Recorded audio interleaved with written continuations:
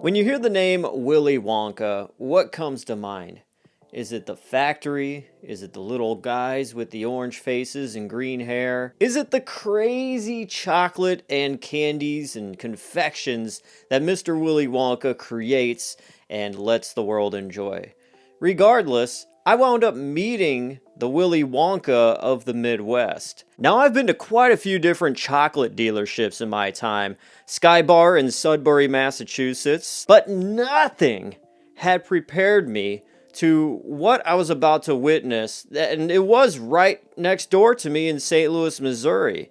Bissinger's Chocolates, that is who I'm talking about, and Dan Abel Jr., he is running the show there, and I just gotta say, when you want to go to an actual chocolate store, factory, have an actual luxurious candy experience, you go to Bissinger's. The opportunity that was given to me is something that a lot of people didn't get. It was the proverbial golden ticket. I got it in my hand, and I went to Bissinger's in St. Louis, Missouri, and I got to actually talk to the Willy Wonka of the Midwest, Dan Abel Jr. His family has been running the company Chocolate since the early 1980s, and they wound up buying Bissinger's in 2019.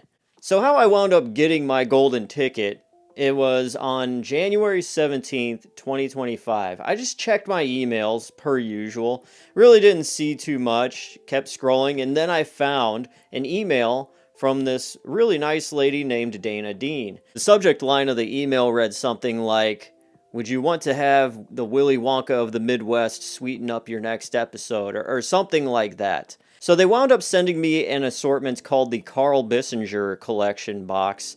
And I tried that, and I was absolutely blown away. I have seen Bissinger's chocolate before, and I actually recall once I did a little research, I saw a chocolate, and I was like, my wife and I were actually gifted a chocolate bar when we first got married, along with a bunch of other goodies. And I remember trying that and being like, wow, this is actually really awesome.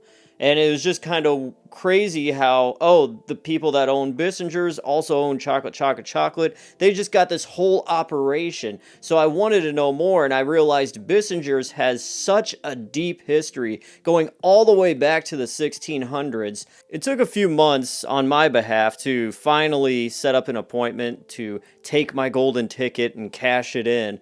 So on April 11th of 2025, I finally made it across the river to St. Louis, Missouri, and visited Dan Abel Jr. at Bissinger's and check out the Willy Wonka of the Midwest and see how everything ran, how he got into the business, and so much more craziness. And I actually throw some of my crazy and wacky candy ideas at him. Alright, so anyways, I'm going to stop talking right now, and I'm going to take you to myself at Bissinger's in St. Louis, Missouri. What's up, everybody? I am DJ Glowing Ice, and we are in St. Louis, Missouri, here at Bissinger's Chocolates. I'm going to sit and talk with Dan Abel Jr. He's running the company, running the show. We're going to ask him all the burning questions. So it's getting pretty loud out here, so let's get inside, get some chocolate, and see what it's all about. So as I walked into the Bissinger's gift shop, there is a case to the left full of all different handcrafted chocolates. To my right, as you see, there are so many different varieties and flavors of all different types of chocolates. You go deeper into the store, there's seasonal stuff, there are ice cream-like looking chocolates. This store alone looks like the Disney World for chocolate. I walked up to the counter and I talked to one of the guys working there saying, "Hi, I'm here to speak to Dan." And the guy was like, "What is your name?" And I was like, "Just say Industrial Industries World," right? I'm like, "Just say Blake," and he'll know. And a few seconds later, he comes walking out, and we go into the other room and have a little chat.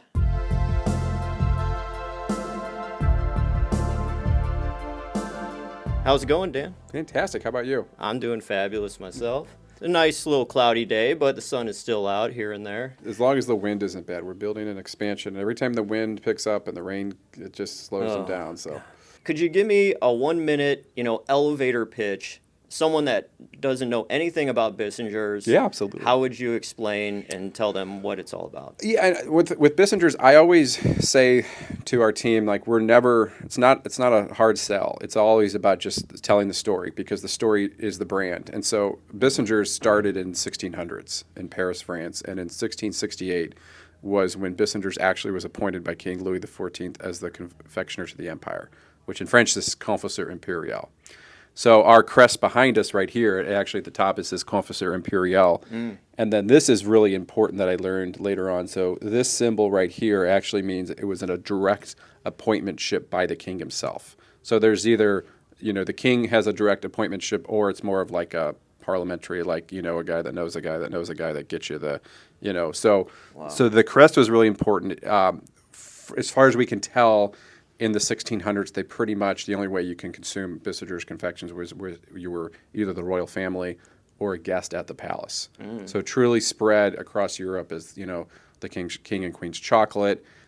It wasn't until the 1800s where the company moved to the United States and actually opened up a retail store and started selling to the public. So it was very exclusive for the first 200 years or Yeah, so, basically. until 1845, it pretty much was, and there was all these stories of some famous European nobility that had talked about Bissingers, and so we assume that was, as a guest at the palace or a gift given by the king. We don't know exactly how they got it all over Europe, but we're assuming it was from a direct gift, because it was never really talked about in public. So it stayed that exclusive in Europe, which was in France, which is amazing. We have newspaper clippings from the first store, which opened in Cincinnati, of Bissingers in the 1800s, and they still talk about, this is the Bissingers chocolate from France. This is, the king's chocolate. Like, the messaging today mirrors what was talked about in 1845, which is just mind-blowing to me.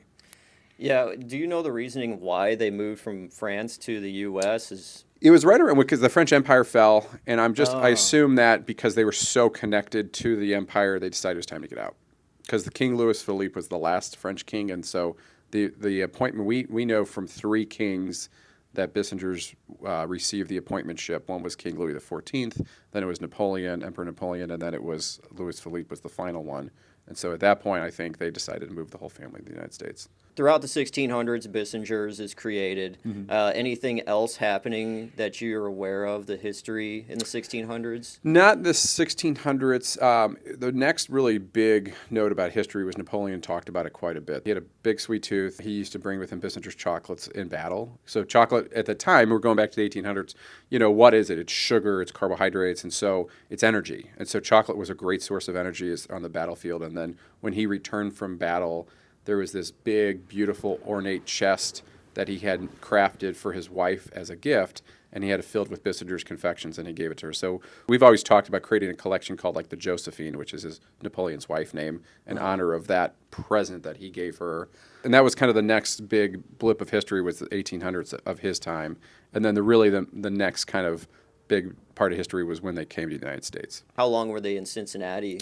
Good question. There was the father that moved the company to Cincinnati, and then when he passed away, his wife was the first female to own a chocolate company in the United States. Oh. And the father's name was Carl Bissinger. His son also was named Carl Bissinger. So Carl, the son, decided to move the company to St. Louis in 1927. So 1845, Cincinnati, father passes away, then Carl comes to St. Louis in 1927 with the recipe book. There were still, at the time, 2 Bissingers. There was Bissinger Cincinnati, and then Carl called his company Carl Bissinger French Confections because his family owned the name Bissingers. Later in the early 1900s, then Bissingers of St. Louis then went ahead and acquired Bissingers of Cincinnati. So now we're the only Bissingers, and so I don't know if the family split up or if the one son Carl just wanted to move. We don't, we can't really find the Facebook posts and tweets to connect all the dots like we wanted to. I know. If only. I know. That's what we talk about. Like I'm thinking, 100 years from now, how cataloged history is. Oh God, yeah, it's Maybe gonna be too so much. much. Yeah, a little too much. Yeah, 1900s basically till 1950, were there a lot of switching hands? Did Bissinger name still own it? Like people of the family? Not much change. So Carl passed away in the 1940s, and he willed the company to his employees. What is remarkable, because we bought the company in June of 19, so all of 19 was about moving the operation here, bringing the team over, recreating the recipes, making sure that continuity of business was so smooth. In January, of course, we go and present the new whole collection to a big trade show. And then, of course, right after we got out of the trade show in California, COVID hit. As we came back from COVID, Easter was crazy because retailers had to close their doors. People didn't know where to get chocolate Easter bunnies. We're out there as an online retailer, so we had doubled our business on Easter. So, February, March is very busy. Mm-hmm. Right after Easter was over, it went to nothing. Flatline. And so we started going through all the boxes of archives, and I said, let's learn more about this company because we had been consumer forever. We know about Bissingers, and buying the company, we try to absorb as much knowledge as we could. Yeah. There's still some gaps. I have VHS tapes up to here of old commercials, and I have CDs, and I have all these newspaper clippings and anytime they were in a magazine, I have photos, I have negatives, from 35 millimeter camera still. So much in there. But then we started going through the documents, and I said, oh my gosh, how cool is this? We found Carl's death certificate. And so we're going through it, and, what is occupation? Owner of the Bissinger's Candy Company, blah, blah, blah. And as we get down to the bottom, my great-grandfather's signature is on it. So we learned that my great-grandfather was his doctor. Whoa. So we have an Abel that knew a Bissinger's in the 40s, which was crazy. So he owned it. Yeah, so he brought the company over. Bissinger's family ended their ownership in the 40s when the employees took it over. There was then a sale. A gentleman bought it in the 70s up until 96, and then it had gone through a couple ownership changes until 2019. Was it a huge risk to take on Bissingers while you're already owning or working on? Yeah, it was. Yeah. And I always say when you're young and dumb, you feel like you can do anything. And I was 6 years young at the time, and I didn't have kids at the time. I had one newborn. I have 3 kids, so everything's different. But it was like stages. Anytime you're going through this, the first stage was like, oh my gosh, we should do this. And so we're family owned. We have no outside investors. We have no outside board members other than the family. So all decisions, happen as a family. And so we were actually together at this trade show in 2019 when we found out about this in California. So we were talking about it. We said, we should definitely do it. We should definitely approach him. I think this would be great. And then reality checked in. It was like, well, wait a second. We have a very good operation that's running smooth and, it's profitable and it's growing. Although Bissinger's, we would hate for it to move out of St. Louis. We would hate for it to fall into the wrong hands because there was this mutual respect of this company.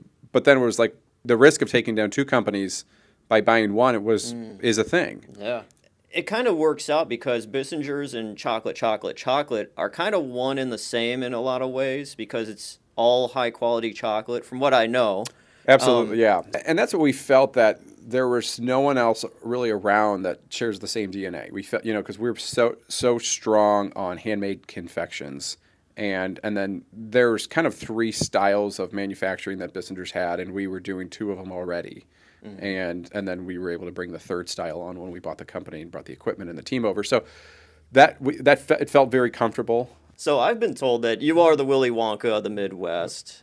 Who gave you that name, and how did that all come to be? Actually, our publicist was an on-air reporter since 2008 in St. Louis, and she has done from 2008 to probably 2022 when she moved out of St. I think it was 22 or 23. She had done stories of us in this building at some of our retail stores all throughout different holidays. And so she's seen us at different stores as we've grown, in the production floor, in the retail stores, all over the place. And she one day said, you really are like the Willy Wonka of the Midwest. And I was like, hey, it kind of sticks. It kind of, she started it. She wasn't the only one that's ever said that. So it's kind of been like the going name. And that's what struck me when I got this email from her saying Willy Wonka of the Midwest. I'm like, that's right up my alley because I love like people that innovate things and just do stuff that's off the beaten path. And I've just a little bit in your gift shop. There's just like so much of just like different stuff that you just never see anywhere else, which is really awesome. Yeah, and that's the fun part. I mean, my brother, sister, and I literally live in the business, and we work it, and we work on the production floor, and we worked with our candy makers, and so we're always trying to come up with new things. And sometimes it's the product, sometimes it's the packaging, sometimes it's the flavor profile, and then just bringing it all together with the different teams. And so that's the love of the business. It's so much fun to stay.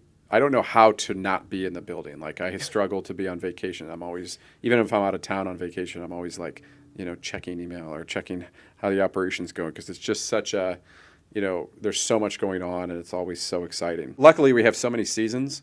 So, there's times where we're like, I think this would be great. And then we're like, well, let's make it into the next Halloween creation or the next Thanksgiving, and go from a Valentine's Day to Easter to then Mother's Day, Father's Day. We have our own raspberry season, which is this fondant dip chocolate covered raspberry. Then we go to same thing in the late summer with blackberry season.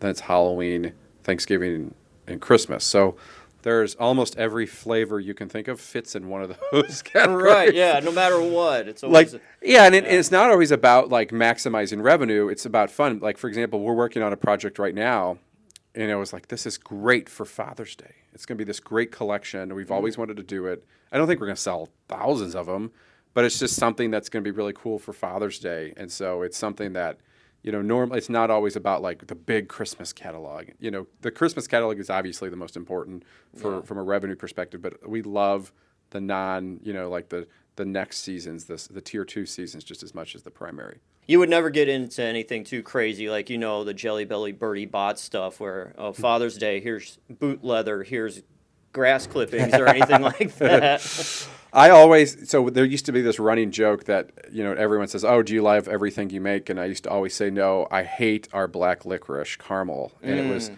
but the people that love black licorice thought it was the best thing in the world. And then it stopped selling, so I was so excited to get rid of it. So now I can officially say I love every single confection that we make. And so, no, I would never do grass clippings because I want to personally enjoy everything that we craft. Exactly, yeah. I'm glad black licorice as well. I tried blackjack bubblegum, and I'm just like, oh. Oh, we know. And like the anise oil that we used to use to make the caramel, like when you were cooking that in hot caramel, the aroma of the whole factory would be black licorice. And the people that love black licorice were like, oh, this is the best. And I'm like, please, God, get me out of here. So it definitely, we had a following. And as I talk about it, we'll probably get calls of, can we make that again? But right now we're very excited to be out. And we haven't made it in like 4 years. But okay. But yeah, that was always the running joke. There's only one, and it's the black licorice. I've had the luxury of being in a lot of different chocolate factories. In our facility, there's just really nothing like it. And as we were growing, so it's kind of like there was a time when I thought, like, let's do the big contracts, go into the big retailers and do the truckload orders. So we have some bigger equipment that we brought in, and we took that business on. In 2015, 16, 17, we were doing truckload style orders where every Tuesday we'd fill a truckload of high volume. Some days we'd make 80,000 pieces wrapped and bagged. It was not fun. After a year, I realized that it wasn't satisfying. Yeah. It brought in a lot of revenue. It paid for all the equipment, but there was no satisfaction out of it. And it was kind of like all we were doing was spinning the wheels. There was no emotion in it. It would just look like someone else could do it, And really at Bissinger's, it would be so hard for someone to replicate the Bissinger's product at a different factory because some of our equipment that is used to make the candy, we built it ourselves. So, some of the equipment that we have goes back to 1930s, 1890, and so that they don't make anymore. And so this factory is so unique. So for Bissinger's and chocolate, it's set up exactly the way we want. We have teams of 3. And what we do is we build a production line for a team of 3. And then as we max out capacity, we'll go buy another line and put another team of 3 on it. So 3 people work on a project together. On a pack line, it's anywhere from 2 to 3. And it's not about mass production. The product moves so slow.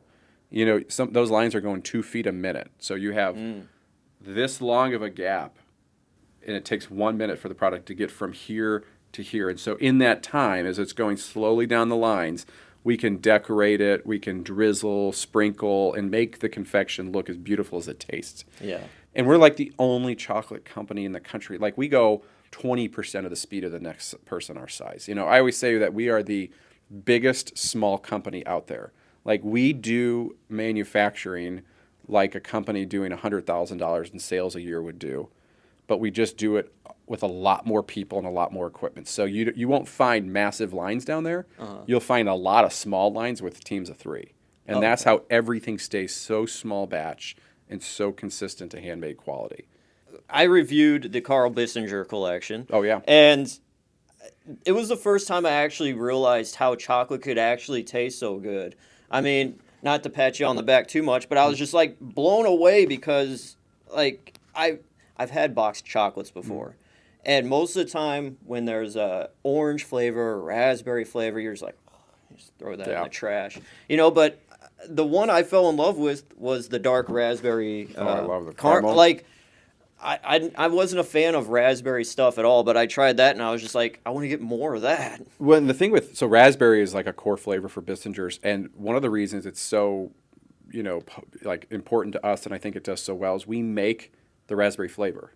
And so we actually take raspberries, fresh raspberries, we cook them down into this kind of this raspberry puree, and then we add our own ingredients, all clean, natural ingredients to make the raspberry flavor. And so when we make a raspberry caramel or a raspberry French cream, for example, it's authentically raspberry. If you bite into a raspberry cream, you will see the seeds and the pulp of the raspberry in there.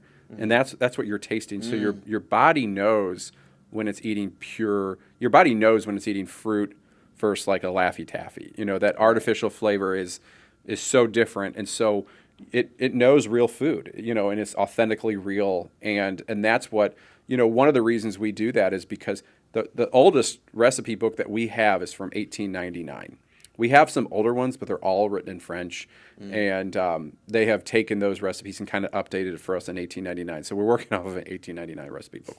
It's cool to like also be like, this is what chocolate tasted like, you know, back in the day when it was real, pretty much. Yeah. I mean, there's real chocolate now, don't get me wrong, but it's like, when I tasted that, I was just like... Well, and there is a lot of good stuff out there, but there's a lot of boxed chocolates that may have 1 or 2 signature pieces, and then I always say there's a lot of fillers, and that infuriates me. When if I eat a 30-piece assortment, I want all 30 pieces to be purposefully chosen for there. And what happens is there's a lot of companies much bigger than us that what they're doing is they're looking at that boxed chocolate from an Excel spreadsheet. They're saying that, you know, and we're in a cocoa crisis right now. Chocolate is 3 times as much as it was 3 years ago. Really? It is catastrophic. It's going up. It went up today. It went down a little bit the other day, and it's going way up. So we're all paying, and it's not a little. I mean, it's like $20,000 a week we're paying more for chocolate right now. We're not even in the busy season, so it's a real, you know, we're feeling it. So what happens in cases like this with a lot of companies? It's like, we've got to get this cost under $10. Well, how do you do that? You start taking ingredients, you start taking premium ingredients out, or taking the nut and caramel pieces and putting some extruded piece in it that costs less. There's more automated, and we just won't do that. If we have to raise the price $1 or $2, we will. We try not to, because it's, there's a lot of pain on price increases. We have a system and retail stores in case catalogs that get printed. But once the catalog gets printed, that's the price. So but it's so important to us to keep the authenticity the way it is. When you think about packaging and choosing the box of chocolates and all that, like, who comes up with those ideas? Are you the mastermind? You dream them up? Or? Well, we're using the word master way too. You're giving way too much credit. I really believe, so if there's a product that goes into our national wholesale program, I really believe that you need the packaging needs to tell the story. So, for example, these collections right here, a raspberry caramel bar, for example. So this bar is almost the same recipe as this. Mm-hmm. The difference is that we have some freeze-dried raspberries that we sprinkle on the back. So it's the same caramel center. Oh. It's the same Bissinger's dark chocolate, but we wanted to have so many elements. First of all, our logo embossed in gold. On the side of the box, we have Confesseur Imperial, which is the confectioner to the empire. You see the watermark of our crest, which is, of course, behind us. And then we have the illustration of the raspberries and dark chocolate. So we're hoping that all of these elements together just pop off on the shelf, and it makes you, allows you to pick it up. And once you pick it up, typically, people lift it up. The next thing they're doing is they're reading the back for, it's either nutrition facts they want to make sure it fits in their diet, or they're reading the ingredients. And we're always confident, what you're seeing here is real chocolate. You're seeing rice syrup. You're seeing heavy cream, butter, raspberries, natural flavor, fruit juice concentrate. So none of those things are going to turn you away. So we believe that by the time you pick it up and flip it over, so there's a lot of science that goes into the packaging. In our boutiques, it's more of a simplified box where it's gold or white, and then with the Bissinger's logo. I always say the boutiques are more for like the Tiffany style packaging, cleaner and simpler. But when we're in retail, we need to bring a lot of elements to the table. Catches someone's eye, all that. And it's a lot of trial and error. This is not the first design. This is like design 10 in the last 10 years that, this worked, this didn't work, and we try to figure out why. I've seen some people, they live and die by the jelly beans. Like, you have the best jelly beans and all that. Like, we have this cult following for jelly beans. In fact, we had an issue a couple of years ago with some ingredients. It was right around COVID, and there was some supply chain issues, and so we had to substitute. If the customers came in, they're like, oh, they look different. I'm like, yeah, we had to do them differently. And I didn't think it was kind of a big deal. Mm-hmm. I felt like I had to have security drive me home every night. I showed up to one of our stores at like 5 o'clock at night. There's a lady yelling at one of my clerks on the phone. And I said, give me the phone. I don't want anyone to, yell. She was a young, high school girl. And I said, ma'am, what's the problem? You ruined the jelly beans. I said, whatever the pectin or whatever we use, it was a supply chain issue. It was during COVID. I said, we had to substitute. And I said, we did the best we could. And I said, I promise you, next year, go back. And so I always have a bag of those things. And they last forever too. Like they'll last a year. So I always keep them in my office, like even after Easter. I'm always, if I need a little sweet tooth. So I've always personally thought they were amazing, but I never knew it was such a cult following. Yeah. It's been going viral lately. Oh, geez. I heard in another podcast that you make the gummy pandas with pectin instead of gelatin. Yes. Now, which is great because now I can finally have it because I can't have anything gelatin. So that's great. Are you guys going to switch it back because there was any kind of things? Or? No, what happened was Bissinger's did something great in 2008, and they created the first natural better for you gummy. And so they wanted to call them gummy pandas so they could be different than bears. And so what it was no artificial flavors, no artificial colors. It was made with real fruit. So there was actually real fruit juice and real powders. And it wasn't just cherry, strawberry, it wasn't the binary flavors. Like the first one that launched was blueberry acai, 2 flavors that are just not found in gummies. Right. And it won a lot of awards and got a lot of notoriety. And for 4 years, it was still sold in 8,000 Starbucks. So the gummy pandas became a really big deal. We had some supply chain issues, and then a lot of the manufacturers that we worked with went into nutraceuticals, which they couldn't make conventional anymore. And so we had kind of lost that business. We had to get away from it. So in 2021 or so, I was trying to bring it back, and I had talked to a lot of people in the industry, and everybody was starting to catch up with Bissingers. Like Bissingers created a category that didn't exist. We certainly didn't invent the gummy bear.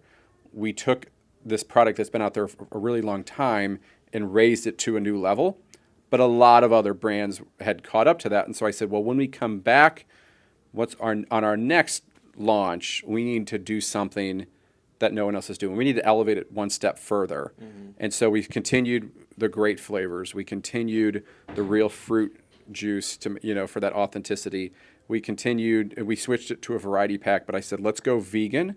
So take out the gelatin, so it's that softer panda. I almost said bear, which is an internal joke we have here. We don't sell gummy bears, we sell gummy pandas. And so we wanted to change that, and then we used organic sweeteners. It's not a certified organic product yet, but it's using organic sweeteners. So the organic component and then the pectin over gelatin was kind of like the next way to elevate the pandas, and they've come back really strong. I absolutely love them, and we move inventory pretty quickly. Cool.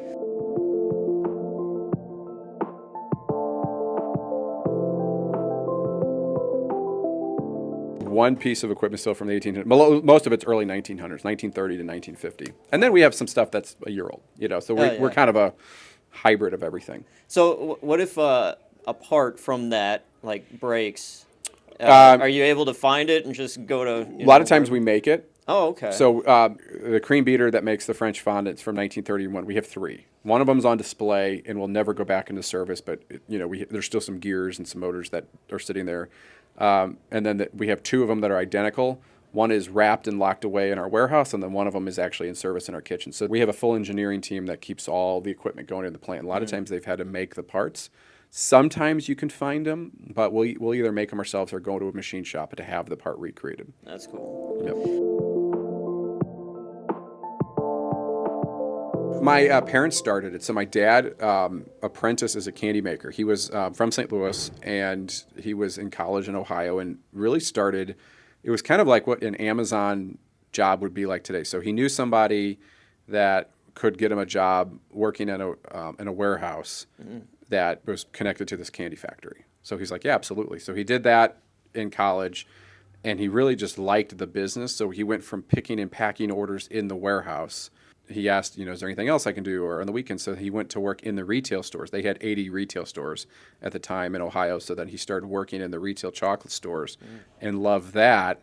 And they're like, hey, would you like to learn how to make candy? And so he's absolutely. So then he, throughout basically his entire college career, he went through, learned all the different positions he could at this chocolate factory, and then graduated college and stayed up there and became their vice president 2 years out of college. Wow.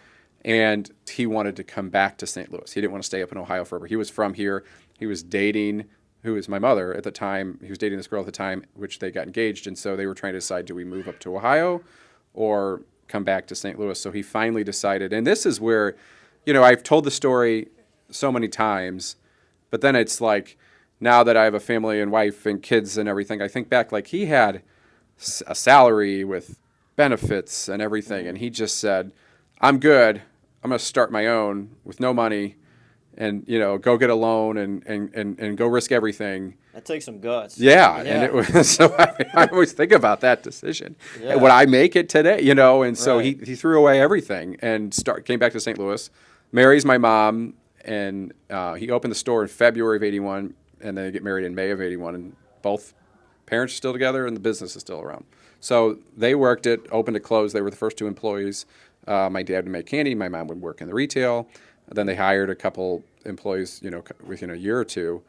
But for the majority of the 80s and into the 90s, it was just the one candy store and candy kitchen. And then it was 98 where we opened our second store. Oh. So everything comes from 98 on. Our second store, and then we opened a third store. And then I got into the business, and my brother and sister all got into the business from at a really young age, working in high school, working through college when we were home in the summers, and just loved it. But my parents were pretty clear. They said, like, we have a good little business here, and it supports our family. But, if you want to go out and if you want a salary, if you want to make more than an hourly wage here, you have to go build it. There's no, here's my son, here's a big salary package.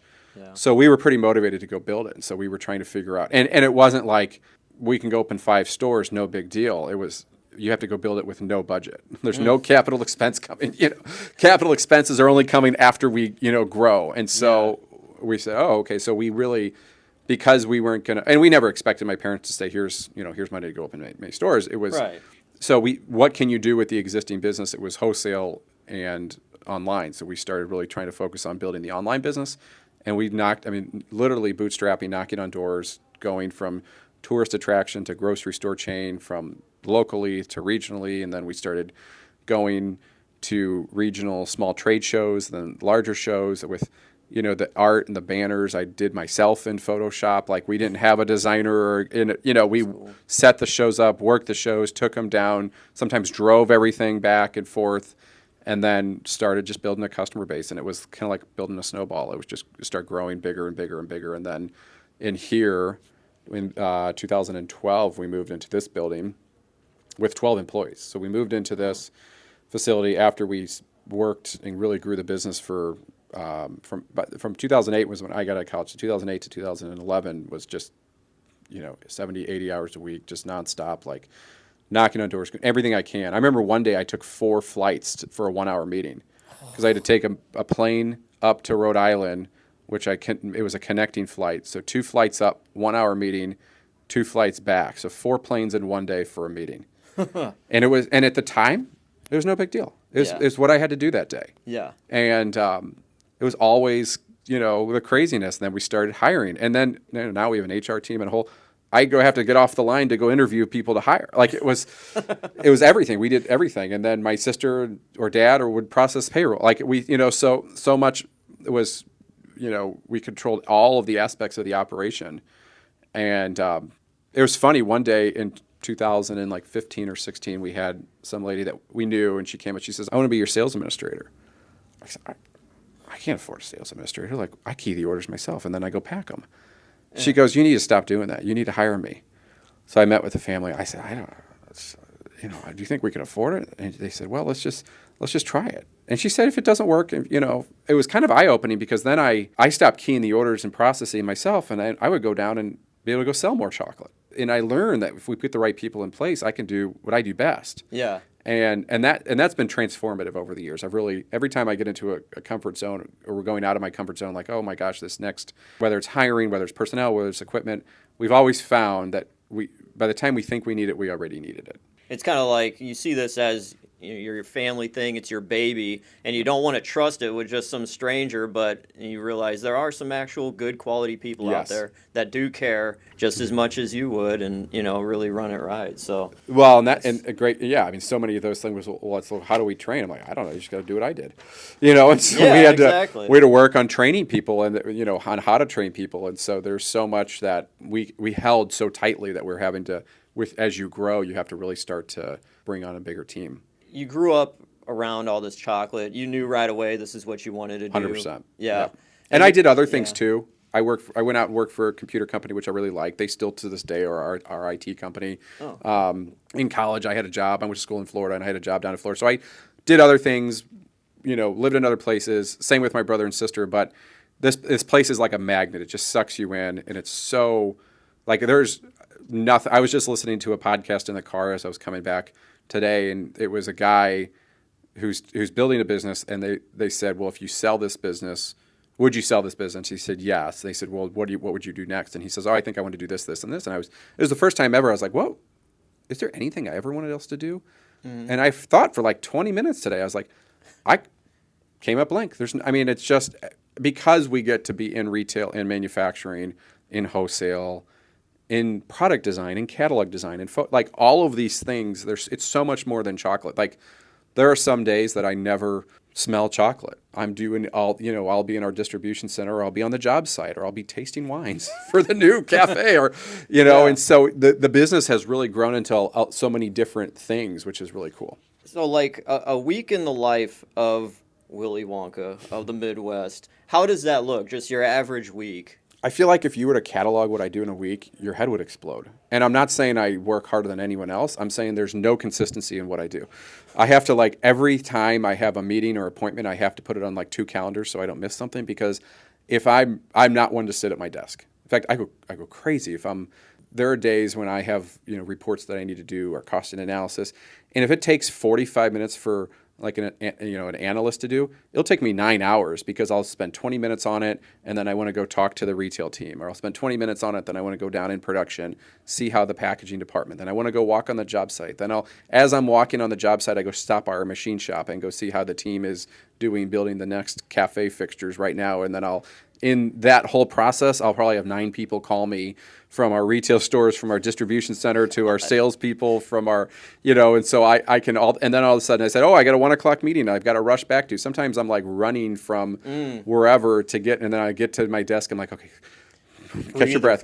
Okay. And then I'll pick up the phone and get on a Zoom call and talk to a West Coast customer, and they have no idea that I just was. And it's like, I love controlled chaos. It's my thing. So, but it gives me the opportunity to touch all of the aspects of the business in that way. So hopefully for your own health, you do have a time at the end of the day. You're not working over hours. You're like... Yeah, I have a thing. My brother or sister and I share. We leave at 4:30. So if we need to do more work, there's weekends, or we'll get here earlier. We usually like to get it in the 6-ish hour, but there are times at the holiday I'll get 3 or 4 o'clock in the morning. But we leave at 4:30 because I want everybody home by 5. Yeah. And so that's like, there's two really strict things. It's everyone leaves at 4:30, and then my brother, sister, and I and our head candy maker, and my mom, if she comes in, we all have lunch at the same time every day. So those are like two things that rarely change.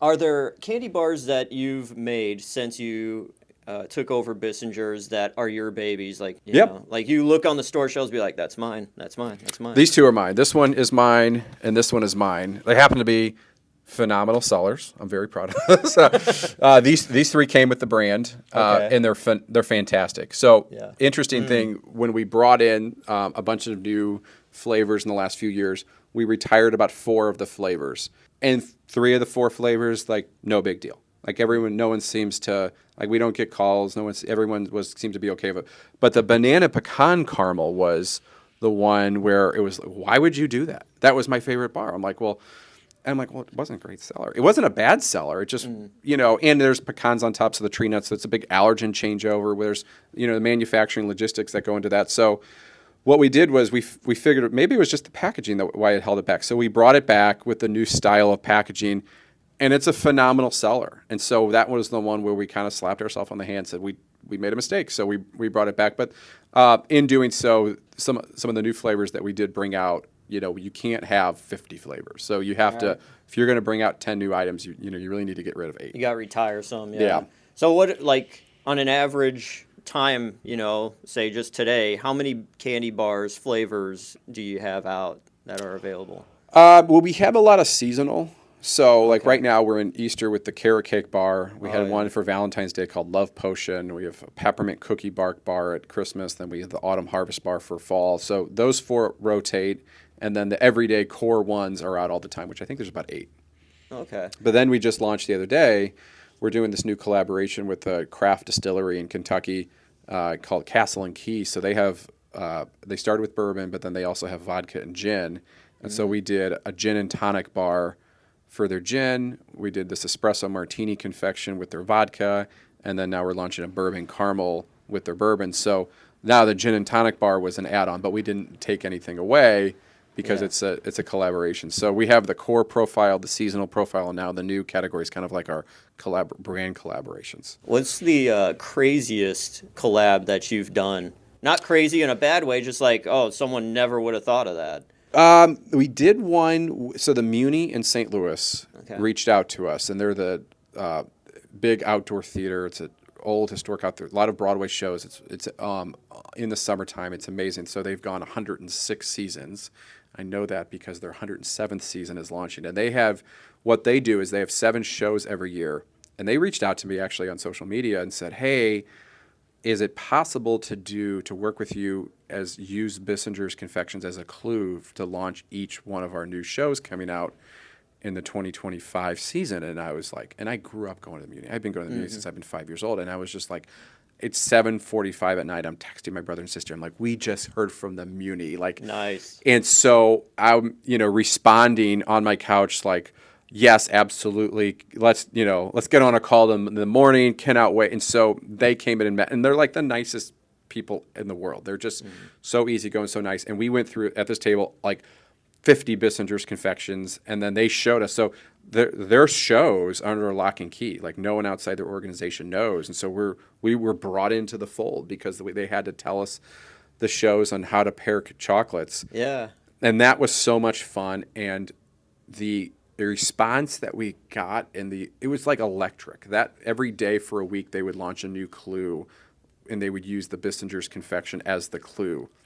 And it was just like so much. And then we came out with a gift box with all 7. And so far, like, we've done a lot of really cool things. We've done some stuff with Hallmark. We've done some stuff with Hall of Fame Stan Musial, with Castle and Key. But that one sticks out as like just the most fun and exciting one.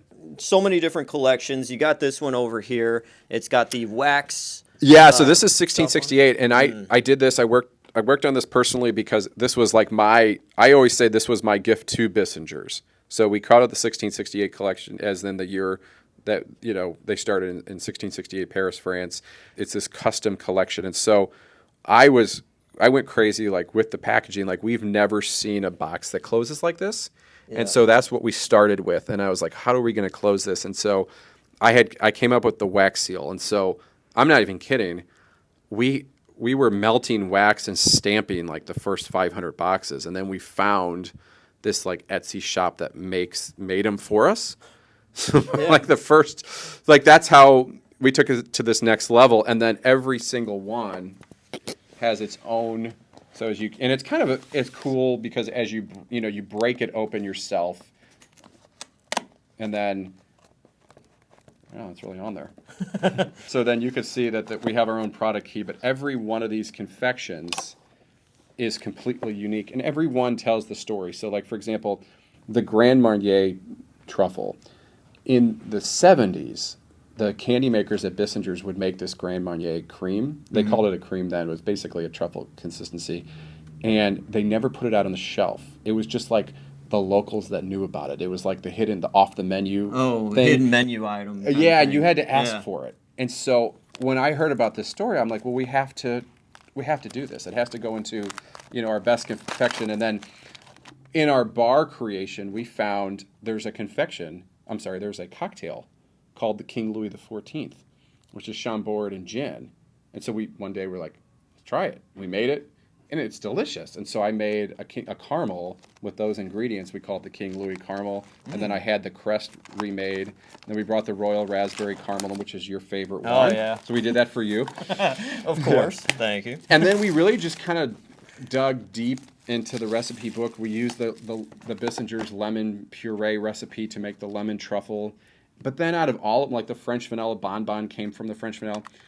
Out of all of them, though, the cinnamon pear caramel was the one that it didn't really have any specific, like this wasn't in the recipe book anywhere. The reason I came up with it because I wanted, pear is a really popular fruit flavor in France.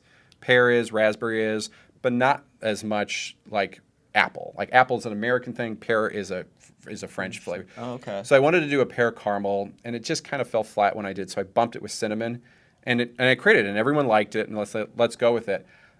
It kind of was the last one we thought of, but yet every time I share this box with somebody, that's the one they're like, oh my God, that cinnamon pear, that's amazing. And I'm like, yeah, that's my first choice. Like it was like the accident that everybody talks about as their favorite piece. And so this collection, it sold really well. It launched at Holiday. It sold really well, which I was really excited because we put a lot of effort into it. But I absolutely love it.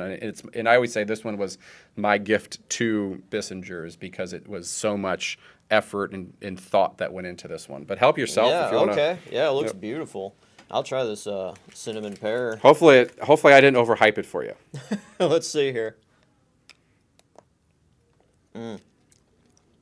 That's the right consistency with the liquid filling on the inside. Oh yeah. Yeah, I love it. That's good. I always say I love it, but I'm biased. No. It has the right tanginess, that pear. Yeah, because it's just it's so mild. It's pear, pear can be like artificial pear is terrible because it's so like I think of that like pear jelly bean that just kind of hits you. You're like eating a handful of jelly beans. You're like, oh, I got the pear one. But for me, I wanted it to be this really nice balanced flavor. Yeah, I'm gonna try that one next. But yeah, that cinnamon that really kicks in. I love anything with spice too. So it's a nice contrast with the pear, the tanginess, and the spice here. So the dark Grand Marnier, orange bonbon. Okay. I love that one too. We brought it down to 12 flavors, and it was the hardest thing was for us to choose 9 of the 12, and that's kind of what we always force ourselves. If we're going to create a 9-piece collection, we'll make 3 or 4 extra confections. So then we know that. It goes back to my box chocolate 101. I want every piece to be purposefully chosen. Then it really makes us think hard, and then everyone has a reason. And the other thing you'll notice as you bit into, there's a lot of chocolate to center ratio.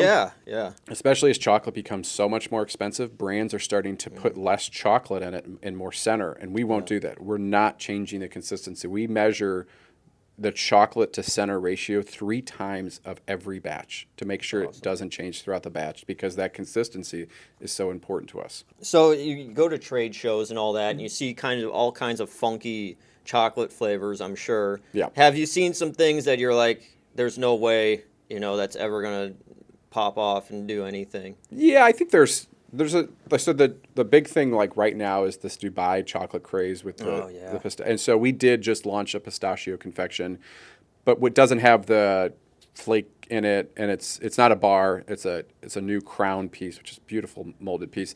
And the reason I wanted to do it because I actually had launched a pistachio piece about a year ago before this Dubai, and it was for this special liqueur collection that we did. And we're using this imported pistachio paste from Italy, and it's so good. So I was like, let's do something in pistachio because we're getting calls and asked about it. But we're not going to do the Dubai bar. We're going to do the Bissinger's way. We're going to do it with our chocolate, with our mold, and so. But then the other day I saw the new craze. It's like cotton candy inside the chocolate. It's like the hair bar. That. Yeah, well, that's never coming to Bissinger's. And it might be the most delicious thing, but it's just not us. And so, like, every one of these confections is brand new, and we created this collection, but every one of those recipes can be sourced in some way from the 1899 recipe book. Like that cinnamon pear caramel, we had to find a way to make the pear flavor and to add the cinnamon, but that base caramel is the Versailles vanilla caramel that goes back to the Bissinger's recipe book. And so for us is we have these barriers that we want to always stay in, which doesn't mean we can't innovate. We actually innovate, I think, more than almost anybody. But I want to make sure we could always trace it back to the core Bissingers. Like there was this crazy marshmallow phase for a while. They were just marshmallows, chewy. It was like marshmallows cut into squares in a bag. Some of them had chocolate chips. Some of them were birthday cake flavored. And I would go. I'm like, let me go try one. So I go and it's just this hard, chewy marshmallow with stuff inside. I'm like, why is this a thing? Like, was this? And so someone told me, he's like, it's just air in a bag. Of course it's a thing. Like it cost $1 and you sell it for $5. Like that's why it's a thing. And I'm like, that's a good point. But like, in our marshmallow is it's so soft and creamy. It's fluffy, and I was like, no, well, and someone, we've had calls. Will you make this? I'm like, no, that's not us. So we love seeing what's out there at the shows, but usually we never bring something back and like we have to do that because and a lot of times we're working on things a year in advance. So sometimes we'll go to a show today and we already have the next set done, and so we might be having to work on the 2 years out thing. Whenever you're doing chocolate compared to Bissinger's, is there a definite contrast? Like there's Absolutely. some flavors. Oh, this is a chocolate flavor. This one is a Bissinger's. And the same kind of rules and barriers we have in place for Bissinger's, we defined it at chocolate. Like we found from when I was in college and high school to where the brand is today, we found that what's so great at chocolate is selling fun.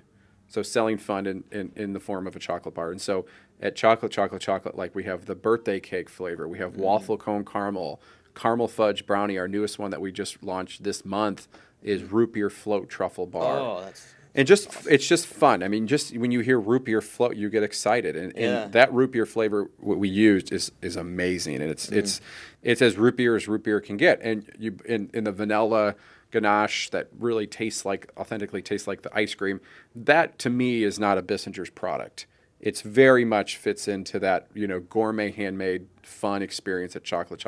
And so caramel fudge brownie is one of our truffles. I mean, say that 3 times. It literally is a little bit of caramel in there. It's a chocolate center, and then we have ground up brownie bits sprinkled on top. So those really decadent desserts and fun flavor profiles are perfect for the brand with chocolate. Of course, all handmade with premium ingredients as well. And then Bissinger's really kind of leans into that European flavor profile. Fruit and chocolate is huge at Bissinger's.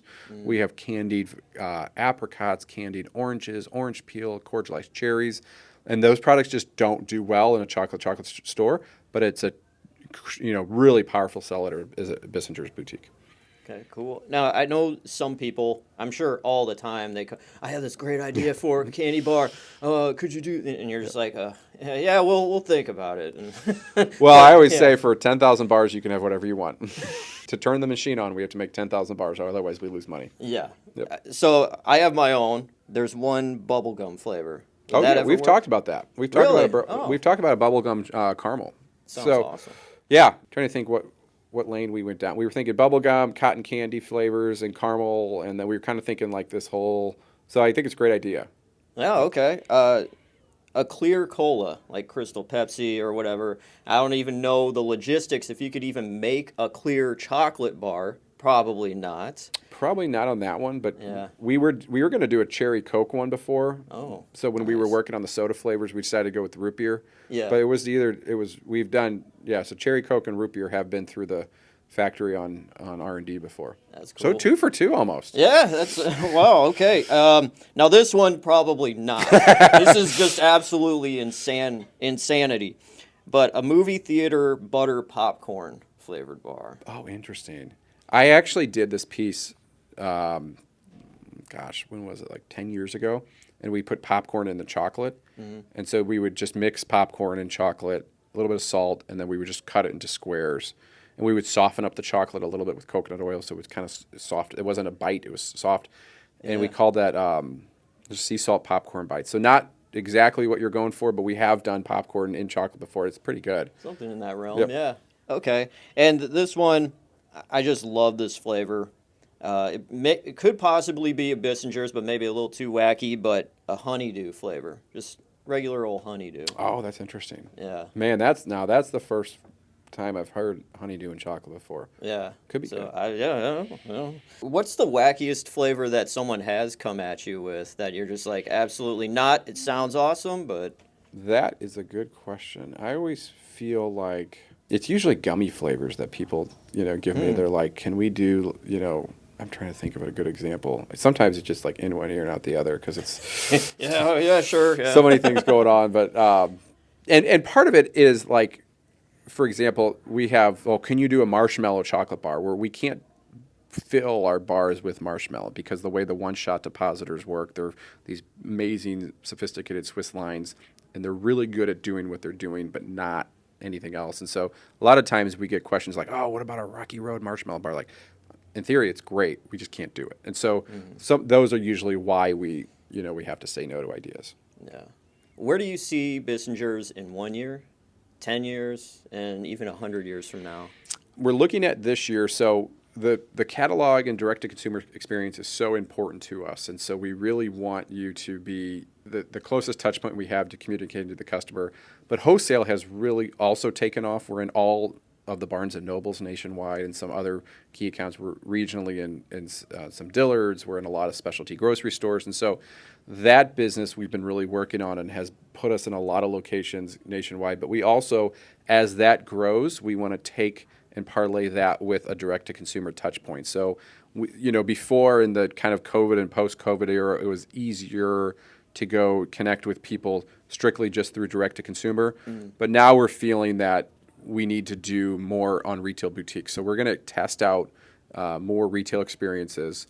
And if it goes well, we may have, 5 years, 10 or 15 more locations.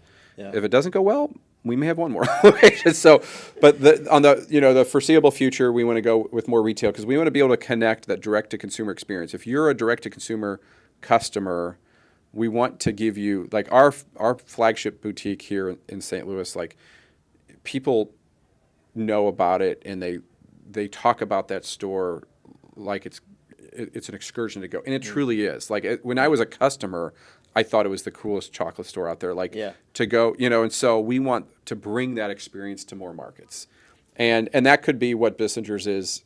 Looks like the 1 year, 5 year mark. Mm-hmm. I don't think the direct to consumer will ever go away. The wholesale experience, you don't think will go away. We know what we won't be. We'll never be a brand for mass production. We never, as long as we own it, we'll never be a brand that's everywhere. Slow manufacturing, specialty craft with premium ingredients. Every time the line gets sped up faster, the product doesn't look as good, and as the product doesn't look as good, then the ingredient quality goes down. So the slower we go with it, it always results in a better product. So I like to keep that consistency, and as long as we're in charge, that's how it will be. And hopefully that will be for 50 years. Probably not 100, but you never know. Yeah. But right. We'll keep it that way as long as we can. Okay. I could tell you some feedback like right away with it being in Barnes & Noble stores, like you're actually getting out there, and I talked to my grandma the other day, and I was like, "Yeah, I'm going to be interviewing the guy from Bissinger's," and she's like, that's big stuff," and I'm That's like, awesome. "Grandma, how do you know about Bissinger? You don't know like any. You're not hip to anything, but she knew Bissinger." That's So I was like, awesome. "So it's getting out there. I think it is Well, and actually the effective." customer, there's something about Bissingers that I've always been enamored with, like with other chocolate companies. There's, and I don't want to say competitors' names, but usually there's not the personal connection. Like when someone says they're a Bissinger's customer, like they want to broadcast it from the mountaintop. Like they take so much ownership and pride in being a Bissinger's customer. Yeah. We're not just a box of chocolates. We're the gift for Mother's Day. We're the gift for Christmas. And there was thought and process. And one thing that always got me is sometimes when I say to like a competitor's like, "What's your favorite part about this company?" And they say, "Oh, well, we love the assortments." "Oh, great. What's your favorite piece in there?" And they kind of like flatline. And if I say, "What's your favorite Bissinger's confection?" every single Bissinger's customer that I talk to will get so detailed. "Oh, I love the dark chocolate molasses lollies. In fact, I love the ones with the Easter bunnies on them." Or "I love the carrot cake petit fours." Or "I love them English almond toffee." Like they know the exact name we call it. Is they don't say, "I love your butter crunch." No, "I love your English almond toffee." And that to me, once I learned that, I was just like, we have to make sure that English almond toffee is as good today as it was 20 years ago. Otherwise, it's over. Yeah. And so the fact that we still have customers that go back to the 70s that are still ordering. And I mean, like on our websites on Shopify, I love, and I can click on a customer and it's like, ordered 19 times. And I'm like, Jesus, we've only had a Shopify site since 2022. So, Yeah. and so I love seeing that. It's just the most powerful thing for me. Thank you so much, Dan, for your time and everything. It's Yeah, been a thank you. pleasure. Appreciate it. I appreciate you coming Yeah, out. yeah. Dan Abel Jr. here at Bissinger's in St. Louis, Missouri, with all kinds of amazing chocolates. Go to Barnes & Noble, Dillard's, and Deerberg's. I've seen them there too as well. And pick yourself up some good, actually good, high quality chocolate. And that's it. Thank you, man. Thanks so Appreciate much. it.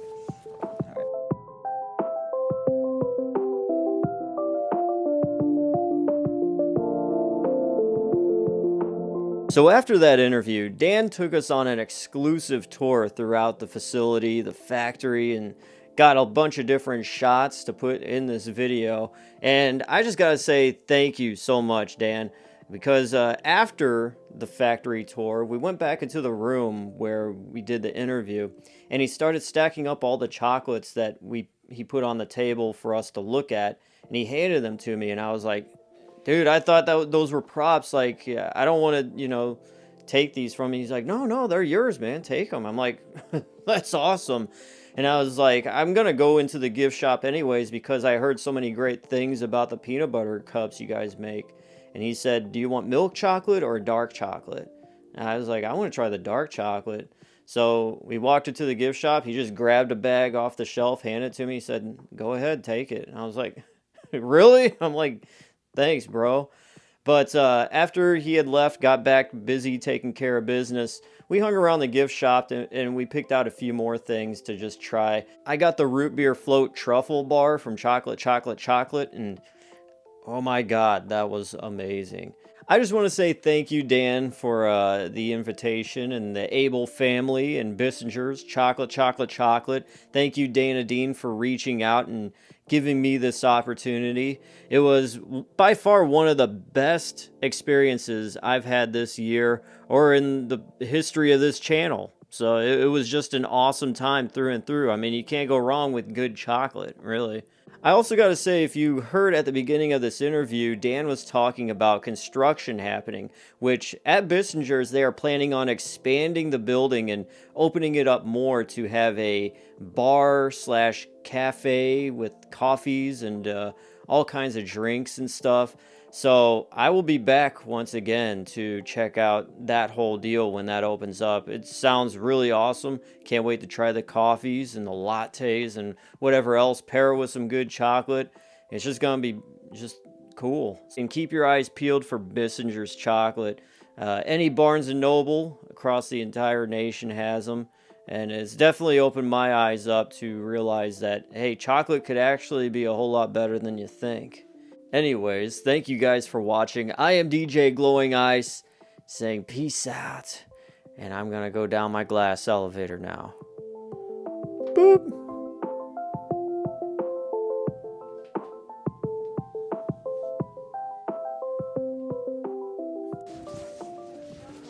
Oh, hey, didn't see you there. Well, I got all my goodies here at Bissingers. It's time to leave. Hope you guys had a great time. I'm DJ Glowing Ice. Let's head out of here. Woo!